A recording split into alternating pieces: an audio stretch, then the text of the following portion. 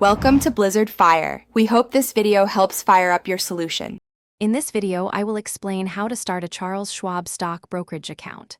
First, visit the Charles Schwab website or download their mobile app.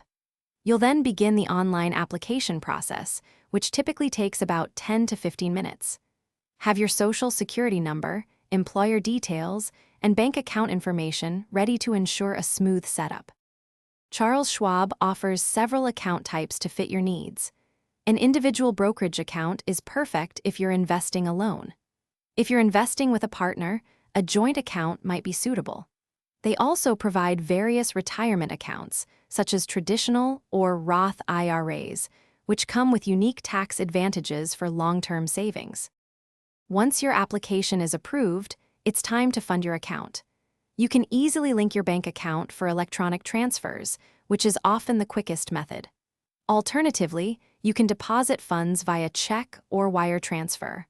While many accounts have a $0 minimum to open, consider how much you want to invest initially.